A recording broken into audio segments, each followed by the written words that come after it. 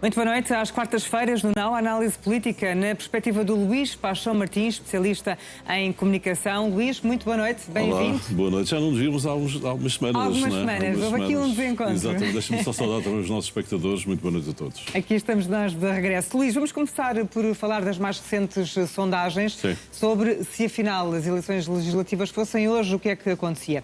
E, por exemplo, o barómetro da Intercampos, que foi divulgado pelo NAM esta semana, indica que o Partido Socialista venceria se as eleições legislativas fossem hoje, a AD passaria para segundo e Sim. o Chega como terceira força política. O que é que esta sondagem diz sobre a percepção que os inquiridos têm do governo liderado por Luís Montenegro? O barómetro, não é? Tem uma vantagem sobre as sondagens porque é uma coisa continuada, dá uma referência de tendência. O barómetro assinala que há um certo desconforto dos inquiridos, para não falar dos eleitores de uma maneira geral, porque são os inquiridos, em relação àquilo que é o que o governo está a fazer, não é? Ou seja, eu acho que os eleitores nas duas últimas eleições, 2024 e 2025, votaram contra o Partido Socialista porque acharam que tinham dado a oportunidade ao Partido Socialista para resolver alguns problemas da nossa sociedade e o partido não os resolveu, nem na geringonça, nem depois com a maioria absoluta, e passaram, digamos, a apostar no novo governo, o governo de Luís Montenegro, e apostaram na continuidade através de um slogan bastante interessante de Luís Montenegro, que era "deixem o Luís trabalhar", não é? Pronto. E o que é que acontece? As pessoas, pelos vistos, estão a achar que o Luís está a trabalhar, mas não naquilo que elas esperavam que fosse, não é? Ou seja, as pessoas pensavam que o governo iria...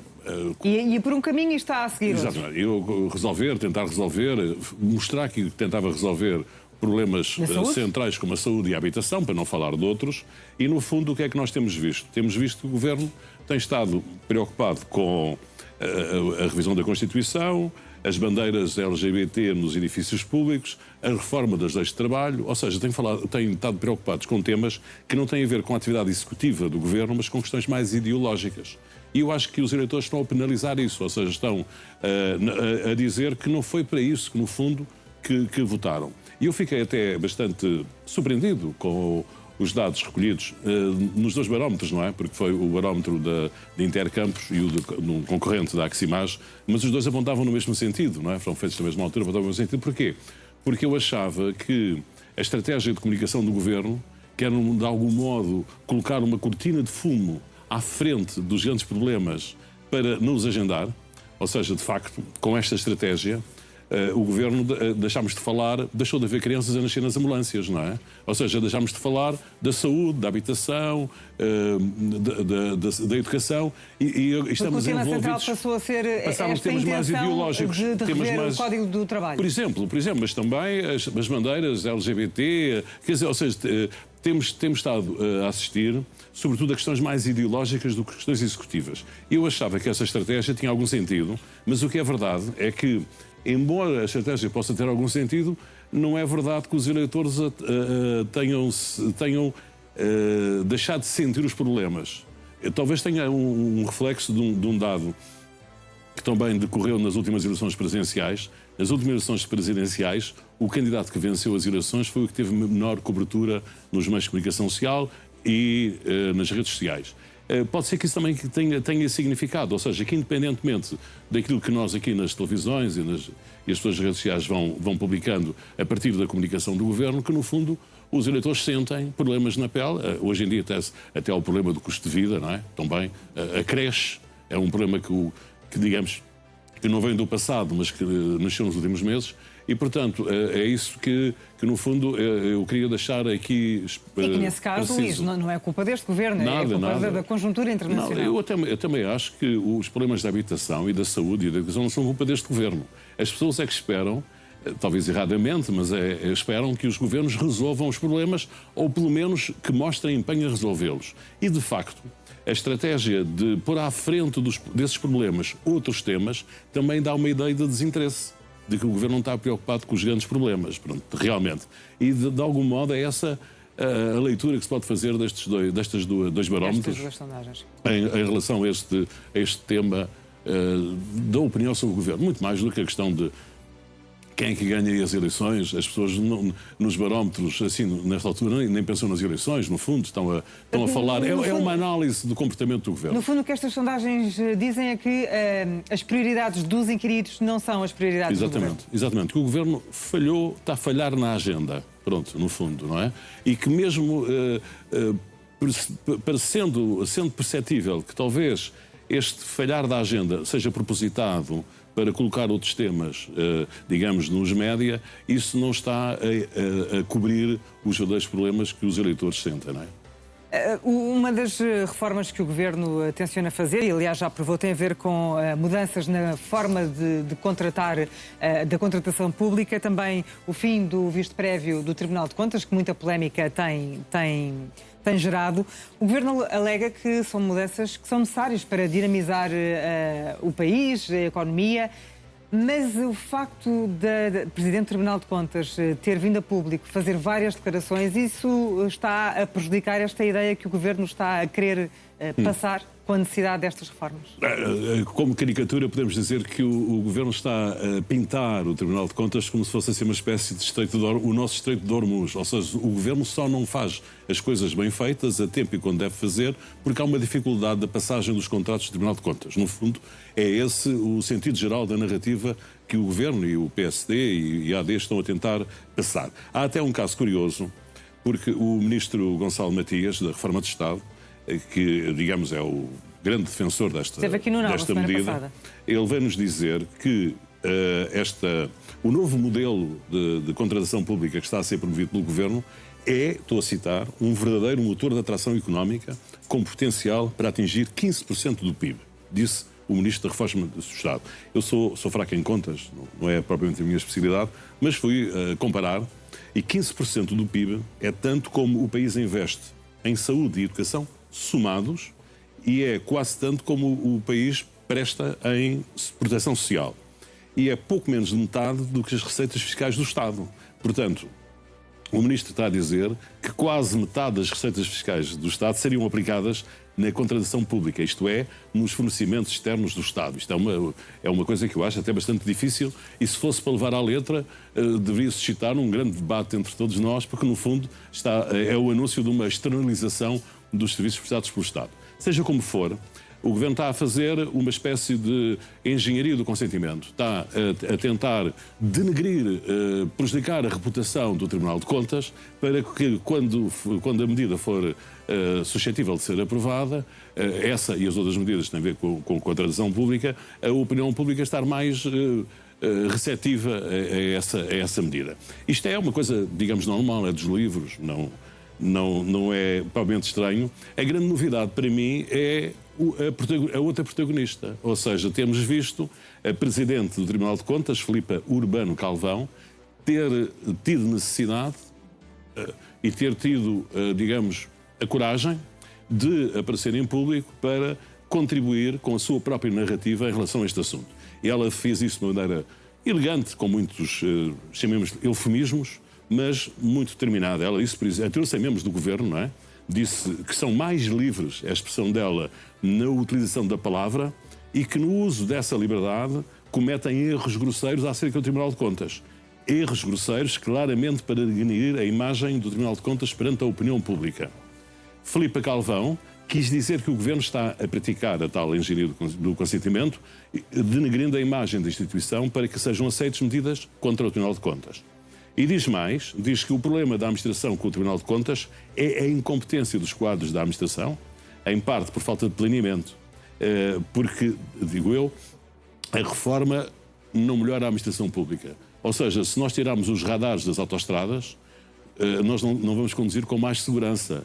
Deixamos de contribuir para as estatísticas das transgressões, não é? No fundo, é a mesma coisa. Se nós tirarmos competências ao Tribunal de Contas, se nós tivermos uma lei que facilita a contratação pública sem rigor, nós não estamos a melhorar o procedimento da administração pública, estamos a deixar de controlar o procedimento da administração pública. Então, nesta matéria, que papel é que caberá ao Presidente da República? Exatamente. O que eu achei relevante, além disto tudo, digamos, do próprio protagonismo da professora, doutora, por exemplo, Filipa Calvão, é o facto dela ter explicado que o Tribunal de Contas é um tribunal e não uma direção-geral, que esta conversa que está a ser feita com o Tribunal de Contas é como se tivéssemos tratado o Tribunal de Contas como uma direção-geral e que a reforma, no fundo, enfraquece o poder jurisdicional do Tribunal de Contas. E eu acho que levar esta discussão para o plano constitucional, como no fundo ela está a levar, está a dizer que o poder executivo do governo, o poder jurisdicional do Tribunal de Contas é autónomo do governo, pode ter um de dois sentidos. Ou ela sente que tem o apoio do Presidente da República para esta posição, ou então resolveu lançar um alerta ao Presidente da República para que ele perceba que esta questão não é uma questão apenas da reforma do Estado/governo, é uma reforma do Estado/Constituição, não é? Ou seja, que há aqui questões que ultrapassam, digamos, as competências do governo em relação àquilo que é a relação entre o governo e o Tribunal Constitucional. É uma coisa que vamos saber nas próximas semanas o que é que vai acontecer. Avançamos para falar da conjuntura internacional, Luís, para falar nomeadamente desta guerra que Donald Trump começou e agora não sabe como é que a termina. Pedro Sánchez, o presidente do governo espanhol, tem sido uma, se não a única voz ativa na Europa contra o que Donald Trump fez no Irão, a decisão que tomou e as decisões que continua a tomar. Até que ponto é que Pedro Sánchez está e vai continuar isolado? Eu acho, enfim, estou recordando as coisas que nós dizíamos no tempo do PREC, as pessoas da minha geração. O Pedro Sánchez está, no fundo, na linha da frente contra o imperialismo dos Estados Unidos, não é? Ou seja, há aqui um dado interessante em relação ao posicionamento do presidente do governo espanhol, não é? Em Espanha não se diz primeiro-ministro, diz presidente do governo, e líder do Partido Socialista, que também não se chama socialista, se chama socialista operário espanhol. É preciso dar aqui uma explicação de contexto que acho que é muito interessante. Nós não podemos comparar o PSOE, o Partido Socialista Espanhol, com o português em termos ideológicos e pragmáticos. Porquê? É como se, digamos, se por acaso, numa disputa interna, houvesse uma disputa entre Pedro Sánchez e António Costa, o António Costa seria da ala moderada e o Pedro Sánchez da ala mais radical, digamos assim. Há, portanto, uma diferença muito grande entre o PSOE espanhol e o PS português. Em Portugal, a nossa política é uma política de entendimentos. O PS e o PSD entendem-se, conversam, não se insultam, fazem acordos, estando um na oposição e outro no governo, toda a vida foi assim. Em Espanha há uma vala aberta entre a esquerda e a direita. O PP é muito mais radical à direita do que o nosso PSD e o PSOE é muito mais radical à esquerda do que o nosso PS. É neste contexto, e no contexto de que Pedro Sánchez não tem maioria, nem sequer consegue aprovar o Orçamento de Estado, aliás não o propõe porque não consegue aprová-lo, mas a oposição também não tem maioria. Portanto, a Espanha está a ser governada assim há 2 ou 3 anos, num quadro de alguma instabilidade e de muita picardia, que para nós até funciona um pouco estranho. Então o que é que Pedro Sánchez fez, aparentemente com algum êxito, pelo menos momentâneo? Dedicou-se mais à política internacional, não é? Ou seja, passou a liderar a tentativa de criação de uma oposição aos Estados Unidos. Também uma forma de desviar atenções dos problemas internos de Espanha? Sim, também é, não é? No fundo também é, não é? Ou seja, não sei se foi essa a intenção, é irrelevante, mas isso está a acontecer de facto, não é? Ele portanto, está a fazer uma política externa de oposição, e é talvez o líder ocidental que o está a fazer com mais empenho e mais energia, e fez no fim de semana passado, sexta e sábado passados, fez um grande encontro em Barcelona, em que estiveram entre muitas outras pessoas, os presidentes do Brasil, do México e da Colômbia, que representam, não sei, 60% do PIB da América Latina, 60% da população, uma coisa desse género, e está a criar assim uma espécie de terceira via, não é? Ocidental contra o imperialismo americano. E está a fazê-lo com um gancho muito interessante, que é não há guerra, sim há paz.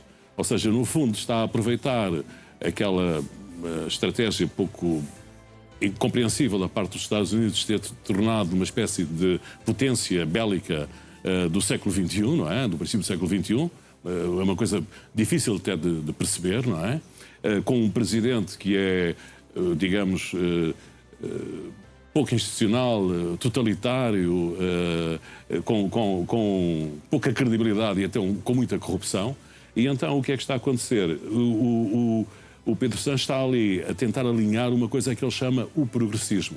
Ou seja, já não é o socialismo, nem a social-democracia, porque aquilo envolve várias famílias eleitorais, os democratas dos Estados Unidos, é o progressismo.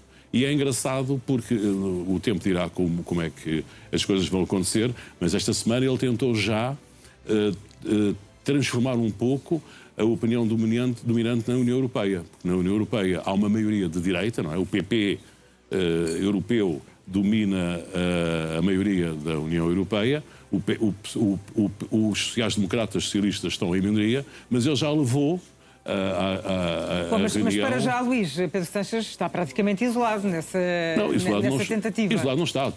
Não se ouvem grandes vozes na Europa contra Donald Trump. Não. Ele até vou dizer uma coisa, que é, ele levou uma ideia, uma proposta para romper o acordo entre a União Europeia e Israel. Que é uma proposta que não passa, mas houve muita gente que se mostrou favorável a essa proposta, diz-se que com uma certa hipocrisia. Ou seja, há muita gente que, sabendo que a proposta não ia passar, por razões, digamos, da opinião pública, acabou por ser favorável a essa proposta.